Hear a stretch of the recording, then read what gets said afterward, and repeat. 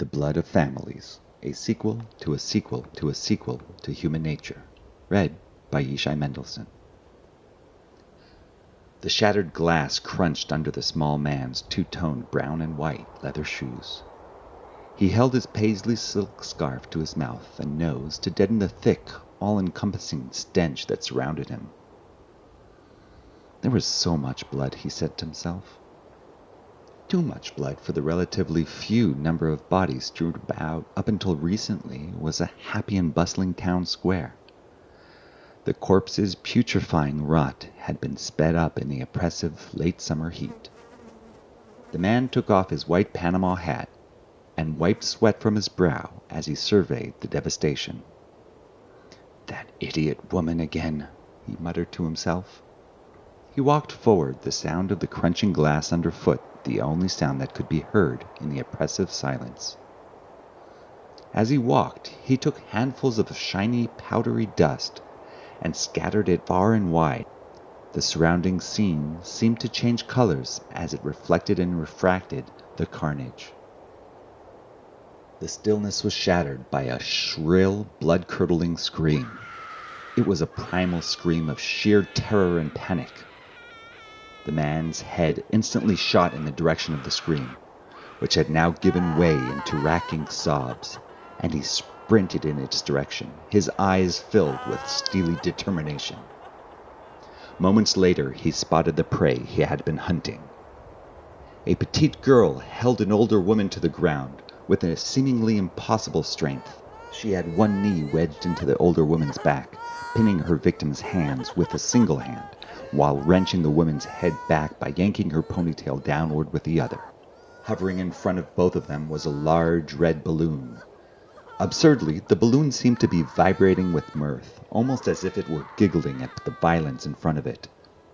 However, the balloon was far more interested in the hapless baby lying on the ground in front of the woman and the girl. The baby screamed, adding its shrieks to the cacophony of the woman's pathetic sobbing and the girl's maniacal laughter, as the balloon edged closer and closer to the baby. "No, please, just let him live. Let my baby live," begged the woman. "No!" cried the short man as he sprinted towards them. His guttural cry had so much force it seemed to shear through all of reality. Time, space, and the entire world seemed to quiver and distort, as if it all were in the heat haze of the man's anger and disgust, causing the ethereal scene in front of him to momentarily freeze. As he ran, the man expertly reached into his inside jacket pocket and pulled out a small device, cobbled together from technologies spanning thousands of years and a myriad of planets. The man pointed the device at the balloon, which started to pulse and bubble. The girl's eyes widened in utter horror. Her face twisted in terror as she screamed a high-pitched, nearly inaudible cry. The balloon rippled and convulsed, and then exploded in an eruption of thick red blood. The girl let out an animalistic snarl and leapt off the woman and into the air, fingers stretched out toward the man, claw-like, as if to rip the man apart. With lightning speed and precision, the little man's other hand darted into his jacket pocket and pulled out a handful of powder and threw it at the girl as she was in midair. And there she froze, suspended in mid-leap. The older woman darted up and scooped up her baby, not stopping to look back as she ran away. "How did you find me?" spat the girl as she hung frozen, hands and fingers still extended to attack. "I heard her screams," said the man. The man walked around the mobile form of the girl, considered. "How did you get out?" he asked. The girl smirked, then snarled. "You shouldn't even be here. Aren't you people all supposed to keep in your own lanes?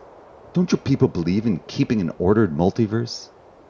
Don't you know that if you mix all the potential realities together, there will only be chaos and disaster?" "We're working on fixing all that damage now," said the man. "But let me guess," he continued. "It's the woman, isn't it? She's the one who let you out." The girl couldn't contain her laughter. "She was so gullible," she said. She was desperate to show how good she was, how evolved and how merciful she was. She was just very weak, he said. Previously, the man had met rogue versions of himself before, but never anything like this. At least the Valeyard had some purpose and direction, he thought to himself. At least the Valeyard had an IQ high enough to have a conversation with. This idiot incarnation was the perfect storm of a deep-seated neediness, desperately requiring constant affirmation from all those around her, even if no one was there. It was mixed with a simply foolish inability to understand her actions' consequences, causing chaos like this carnage in her wake. It was really hard not to laugh in her face as she whined to me about her mercy, mercy. I wonder, did she even think about the mercy for all of my other victims she presented to me? Said the girl. The man confidently stopped walking at the girl's face, bending a bit for emphasis. Well, thankfully, there's still a few of us left to clean up her mess. This one will be relatively easy. You see, you're not even real. He said this with a sad smile. Excuse me? Your prison, your mirror, it was all outside of time, outside of space. It was all fiction. And letting you out infected all around it with similar fiction. You probably remember a whole host of fake doctors coming to visit you. The man threw more of the dust around everything, and as he did so, the bloody, violent scene around them started to fade. This is crushed silica from the space-time vortex. It will absorb this reality as potential time. As he spoke, the girl could see faint images of people walking around them, through the town, as they firmed back into existence. It seems to me, judging by the decomposition of her victims, that you've been free for about 3 days, correct? You know it is, spat the girl. And she really just left you there? In the middle of a busy town? Unrepentant, unreformed, and armed with your little red friend? She did, the girl grinned. She really did. Unbelievable. The girl faded from view and was replaced by the busy, happy town square on a warm summer's evening. The man saw the same older woman from earlier walk in his direction pushing a baby carriage, smiling and cooing at the infant within.